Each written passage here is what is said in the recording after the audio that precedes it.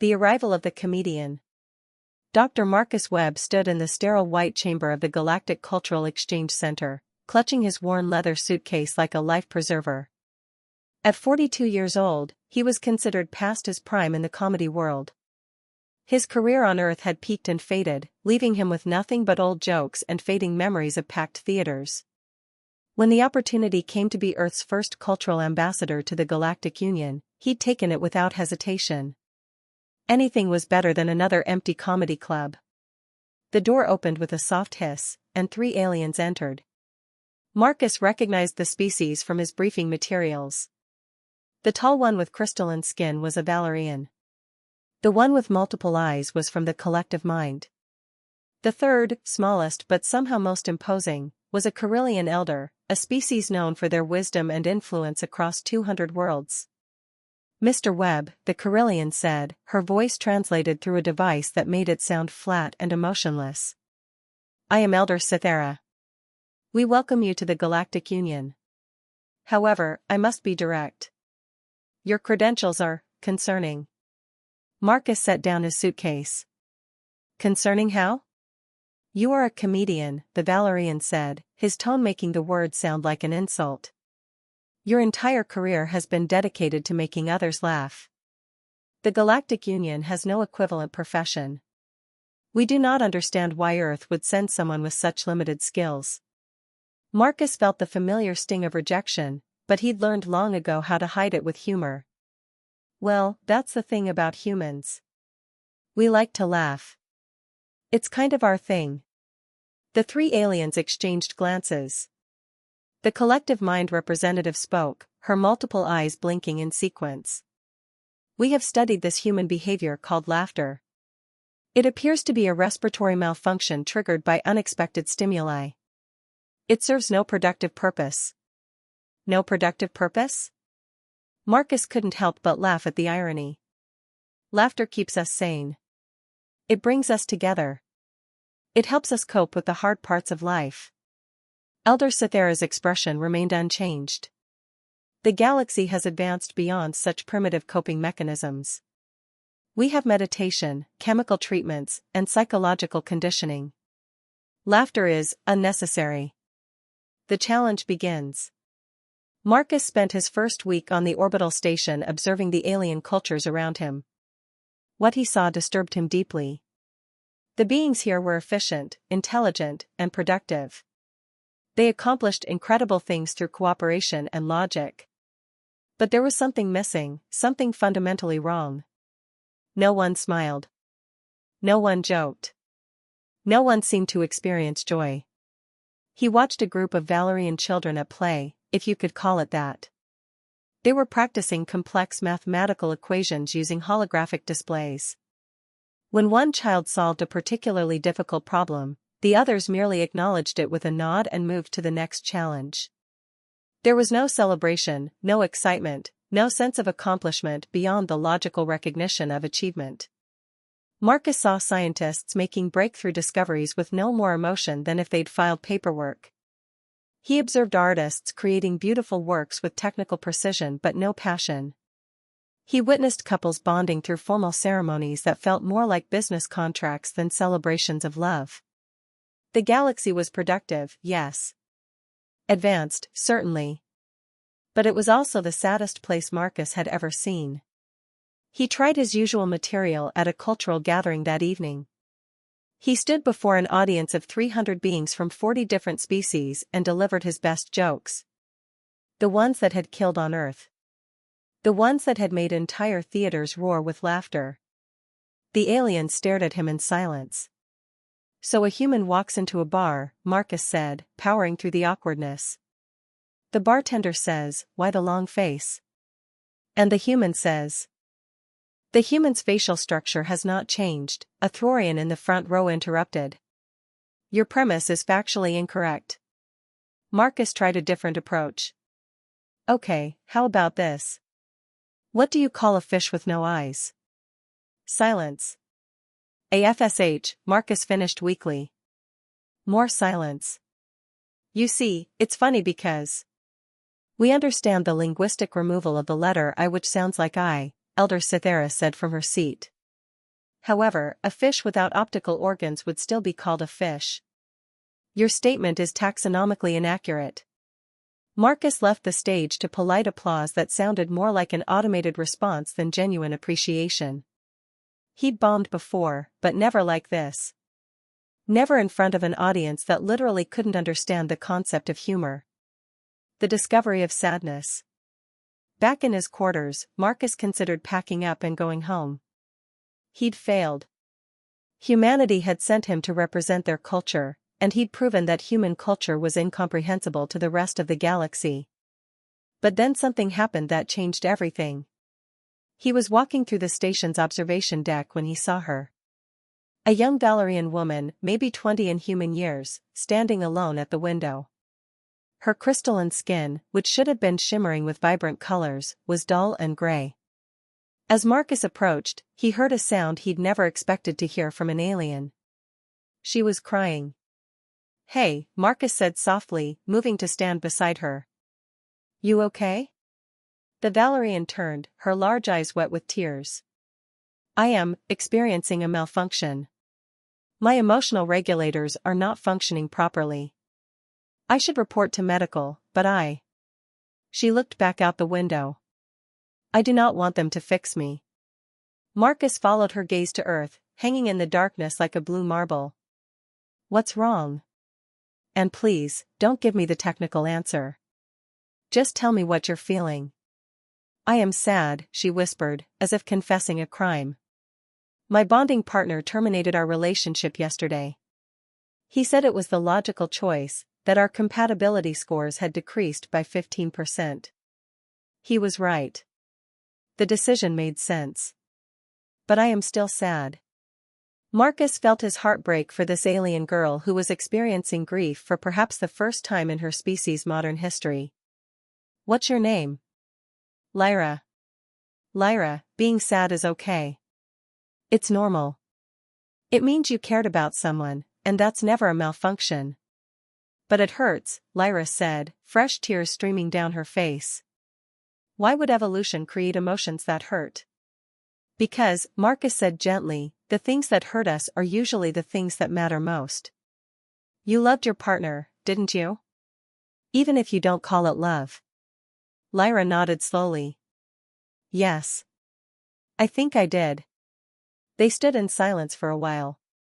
Then Marcus said, "Can I tell you something funny?" "Well, funny to humans anyway." "I do not understand humor," Lyra said. "That's okay. Just listen." Marcus told her a story. Not a joke with a punchline, but a real story from his life.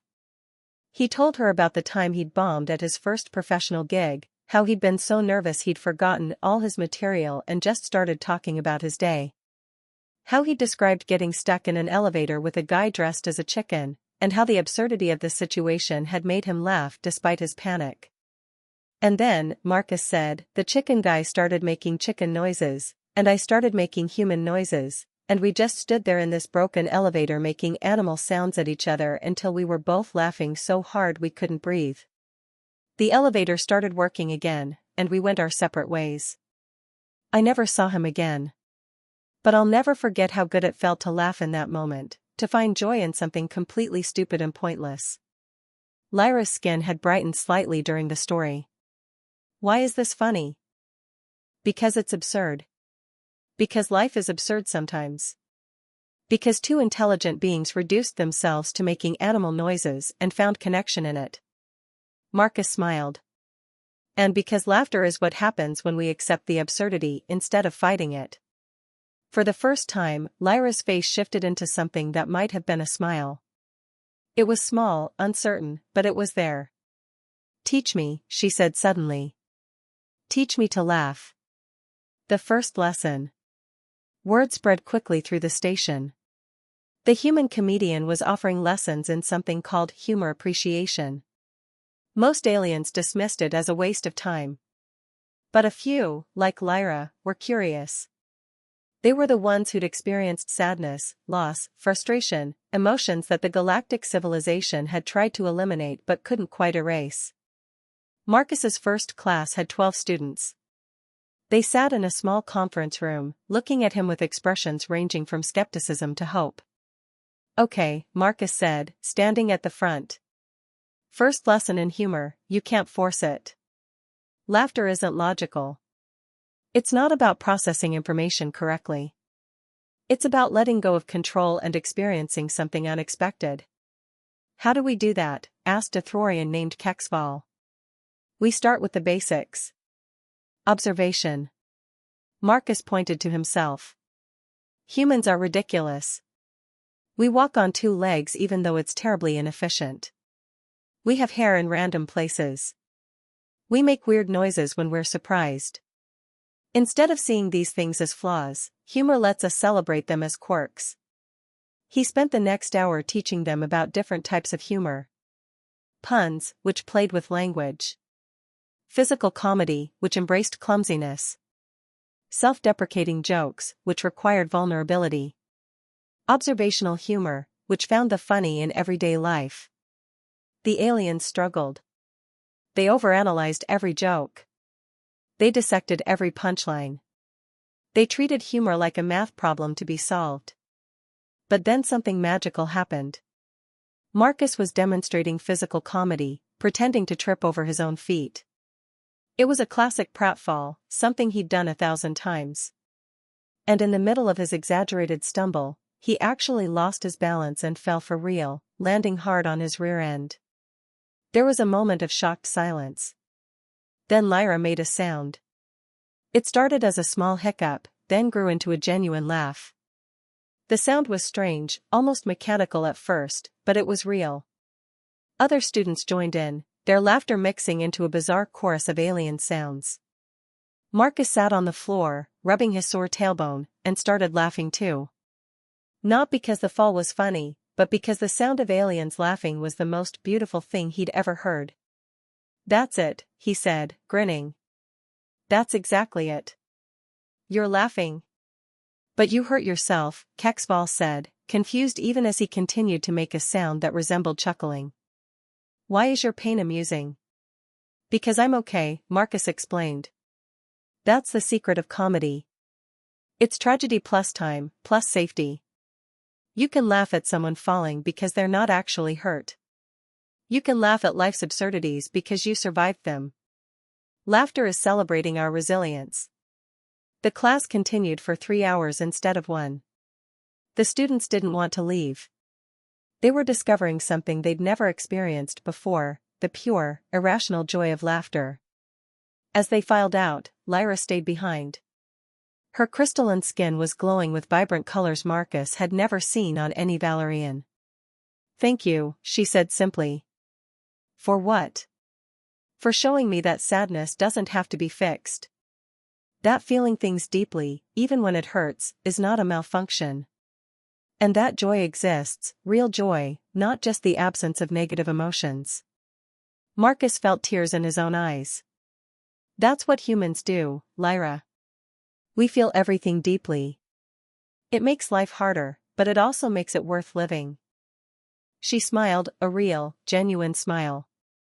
"I think I understand now why Earth sent a comedian. Not because laughter is your greatest achievement, but because it represents something the galaxy forgot." "What's that?" "How to be alive. The spread of laughter." Within 6 months, Marcus's humor classes had become the most popular program on the station. What started with 12 curious students grew to hundreds, then thousands. Aliens would travel from distant worlds just to attend a single session. The waiting list stretched for months. The Galactic Council was not pleased. "This is disrupting productivity," Elder Cythera said at an emergency meeting.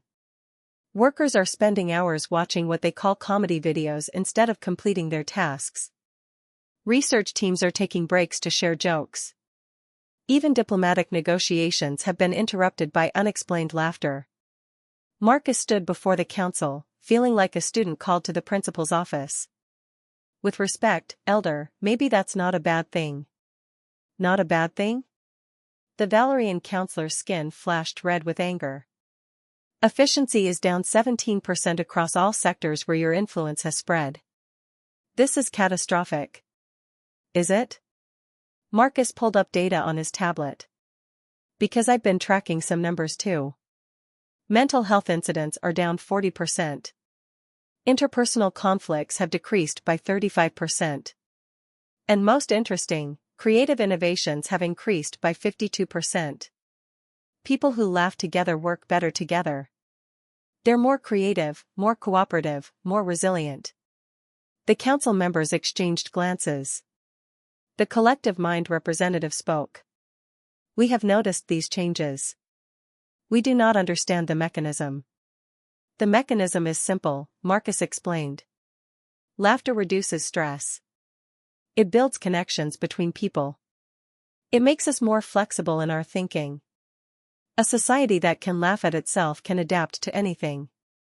A society that takes itself too seriously becomes rigid, brittle. It breaks under pressure. The opposition forms. Not everyone was convinced.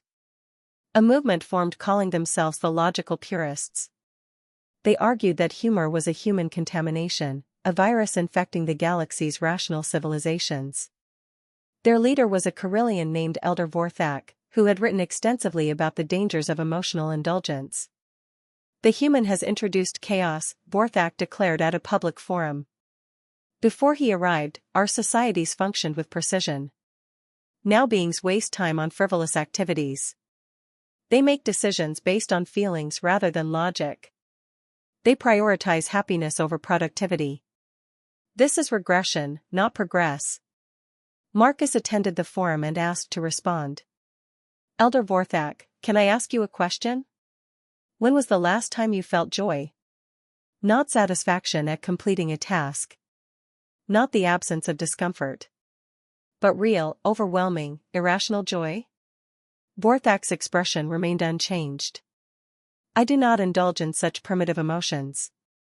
And has your life been better for it? My life has been efficient, productive, and logically consistent. But has it been happy? The question hung in the air. Vorthak had no answer. Marcus continued, addressing the crowd.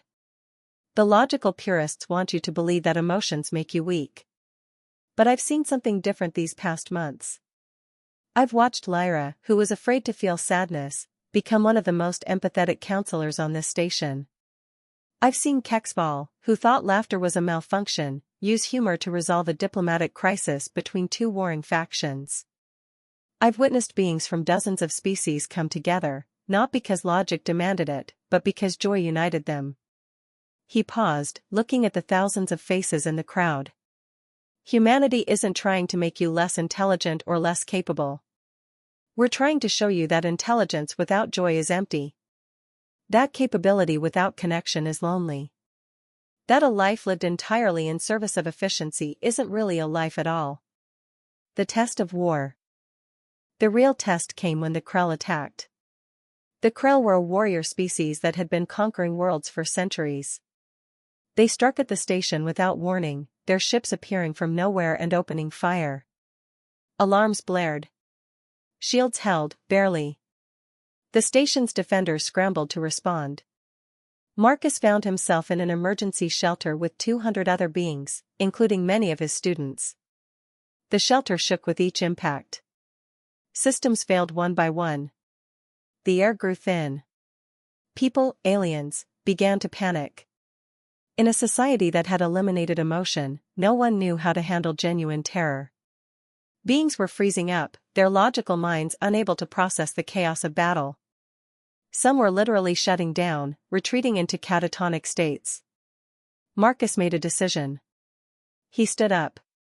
Hey, he shouted over the noise. Hey, everyone, can I have your attention? The shelter fell silent except for the distant sounds of battle. So, Marcus said, his voice steady despite his own fear. This is a really bad situation. Like, really bad. Top 5 worst days of my life, easy. A few beings stared at him like he'd gone insane. But you know what's funny? He continued. Last week, I was worried about my hair going gray. I was stressed about a bad review someone left about my class. I was anxious about whether I'd have enough credits to buy decent coffee. He laughed, and it sounded slightly hysterical even to him. And now I'm hiding in a shelter while hostile aliens try to kill us all, and suddenly those things seem pretty stupid to worry about. Lyra, sitting in the corner, made a sound that might have been a laugh or a sob or both. Life is absurd, Marcus continued, his voice gaining strength. We make plans, we worry about tiny things, and then the universe reminds us how little control we actually have. And you know what humans do when we're faced with the absurd? We laugh at it. We make jokes about death and disaster because laughter is how we rob fear of its power. He started telling stories. Jokes about humans in dangerous situations. Tales of gallows humor from Earth's wars and disasters. He told them about the Titanic band playing music as the ship sank. About soldiers making jokes in trenches. About cancer patients cracking wise in hospital rooms. About humanity's stubborn refusal to let terror have the final word. And slowly, incredibly, people started laughing. Not because anything was funny, but because laughter was an act of defiance. It was choosing to remain human, to remain alive, in the face of death. The battle lasted 4 hours. The station's defenders held. The Krell eventually retreated, their forces too depleted to continue the assault. When the all-clear sounded and the shelter doors opened, Marcus emerged to find Elder Cythera waiting for him. You kept them calm, she said simply. When logic failed, when our training failed, your humor succeeded. You gave them hope. Marcus shook his head. I didn't give them anything they didn't already have. I just reminded them that being afraid is okay. That feeling things deeply is okay. That even in the darkest moments, we can choose to laugh instead of breaking. The Council's decision. A week later, Marcus was called before the Galactic Council again. This time, the tone was different. We have reviewed the data, Elder Cythera said. During the Krell attack, shelters where you or your students were present showed 73% lower rates of psychological trauma. Defenders who had attended your classes demonstrated 28% better performance under stress. And most significantly, post-battle recovery time has been reduced by half in affected populations. She paused. We do not fully understand how humor accomplishes this. But we can no longer deny its value. The Valerian counselor spoke next. Therefore, the Council has decided to establish the Galactic Institute of Human Cultural Studies, with a focus on emotional intelligence and humor. You will serve as its director, training instructors who can spread these teachings throughout the Union. Marcus felt tears in his eyes. Thank you. But I have one condition. The council members looked surprised. What condition? The Institute doesn't just teach humor. It teaches all emotions. Joy, yes, but also sadness, anger, fear, all the things the galaxy has been trying to eliminate. You can't have real laughter without real tears. You can't have genuine joy without experiencing genuine pain. Emotions are a package deal. The council was silent for a long moment. Then Elder Cythera nodded. Agreed. Teach them everything. Teach them to feel. The legacy begins. 5 years later, Marcus stood in the main auditorium of the Institute, watching the first graduating class of humor instructors. There were 300 of them, representing 80 different species. They would return to their worlds and teach others what they had learned. Lyra was among them. She'd become not just a student but a colleague, developing techniques for translating human humor into contexts her species could understand. Her thesis on the therapeutic applications of laughter had become required reading across the Union. After the ceremony, she found Marcus in his office. I wanted to thank you, she said. 5 years ago, I was standing at a window, crying and thinking something was wrong with me. You showed me that nothing was wrong. That feeling deeply was the most right thing I could do. Marcus smiled. You taught me something too, Lyra. I came here thinking I was a washed-up comedian with nothing to offer. You reminded me that laughter isn't about being funny. It's about being human. About connecting with others. About finding light in darkness. The galaxy is different now, Lyra said. People smile. They joke. They laugh together. But they also cry together, get angry together, feel together. We're messier than we were. Less efficient. Less predictable. But are you happier? Lyra's skin glowed with warm colors. So much happier. So much more alive. The human touch. Marcus lived to see his work spread across 200 worlds. Comedy clubs opened on alien stations. Laughter therapy became standard medical treatment. Emotional education was added to school curricula. The galaxy learned not just to laugh, but to feel. Some species embraced it more easily than others. Some never quite got the hang of puns. Some found slapstick humor disturbing rather than funny. But every species found their own form of laughter, their own way of expressing joy. And they all learned the most important lesson Marcus had to teach, that emotions weren't weaknesses to be overcome, but strengths to be celebrated. That feeling deeply was what made life worth living. That laughter wasn't a malfunction, it was a reminder that despite all the pain and chaos and absurdity, being alive was a gift. On his deathbed, surrounded by friends from a dozen worlds, Marcus told one last joke. It wasn't his best joke. It wasn't even particularly funny. But it made everyone in the room laugh, and that was enough. Thank you, he whispered to Lyra, who held his hand as he faded. Thank you for letting me show you how to laugh. Thank you, she replied, tears and smiles mixing on her face, for showing us how to live. Marcus Webb died at 73, far from Earth but surrounded by love. His funeral was attended by thousands. And through it all, mixed with the tears and grief and sadness, there was laughter. Because that was the most human way to say goodbye, with joy for the life lived, with gratitude for the time shared, with laughter at the beautiful absurdity of existence. The galaxy never forgot the comedian who taught them to laugh. Every year on the anniversary of his first class, beings across the Union shared jokes, told funny stories, and celebrated the gift he'd given them. And in comedy clubs and theaters on hundreds of worlds, before every show, performers would say the same thing. This one's for Marcus. The human who taught us that laughter isn't just a sound, it's an act of rebellion against despair. It's choosing joy in a universe that gives us every reason to give up. It's being beautifully, irrationally, impossibly alive. The shows would begin.